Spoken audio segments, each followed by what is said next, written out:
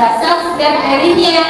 Tentunya kalian kan sudah bisa membedakan mana sampah organik dan mana sampah non-organik. Nah, hari ini kita akan belajar mengumpulkan dan menyajikan data dalam bentuk diagram.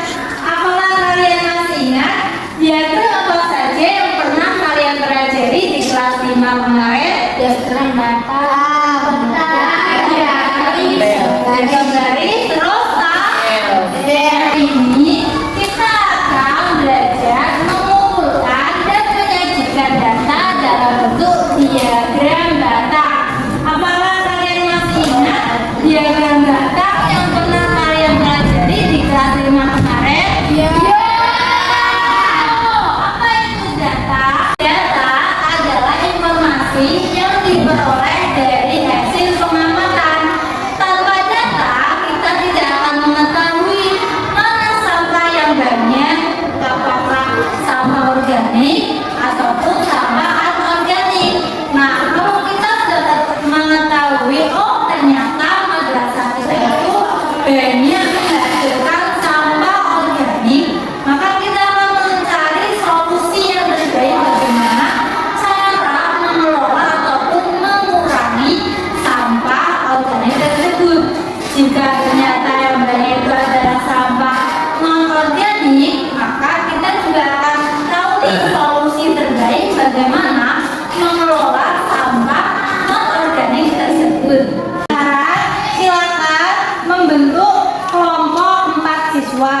Nanti kalian keluar dari kelas dan mengumpulkan data banyaknya sampah yang ada di madrasah kita. Silakan kalian bisa melihat sampah di kelas 1, kelas 2, kelas 3, kelas 4, ataupun kelas 5 dan juga kelas 6. Kalian catat mana sampah yang paling banyak, apakah organik ataupun non-organik.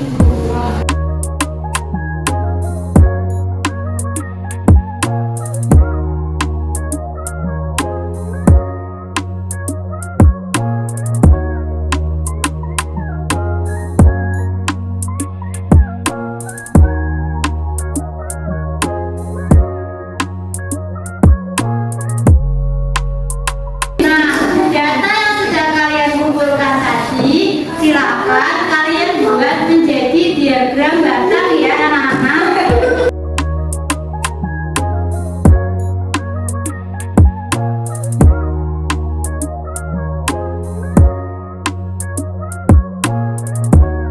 Sudah kalian buat diagramnya? Dari data yang kalian kumpulkan yang sudah dibuat diagram, manakah sampah yang paling banyak? Sama yang paling sedikit. Sekarang kalian cari solusi bagaimana ya cara agar siswa-siswi SMA Solo Jomblangan 2 itu bisa lebih pintar dalam mengelola sampah ataupun memilah sampah berdasarkan tempat sampahnya. Kira-kira kelompok kalian ingin membuat apa?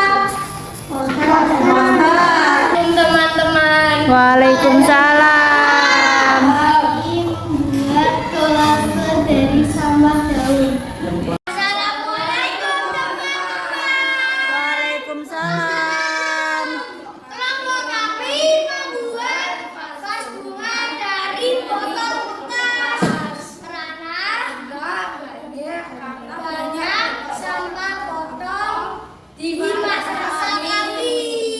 Dengan diagram, data akan lebih mudah dipahami dan dibaca. Kalian akan mengetahui bagaimana jumlah yang terbanyak dari sampah, apakah organik ataupun non-organik. Bagaimana? Mudah atau tidak membaca data dengan menggunakan diagram data? Nah, matematika itu membantu kita membaca kenyataan dan memahami masalah agar dapat mengambil keputusan dengan tepat. Belajar data dan diagram tidak hanya tentang angka, tapi juga mengajarkan tentang tanggung jawab dan juga kepedulian untuk menjaga lingkungan madrasah agar tetap asri. Karena belajar adalah proses menjadi lebih baik. Terima kasih anak.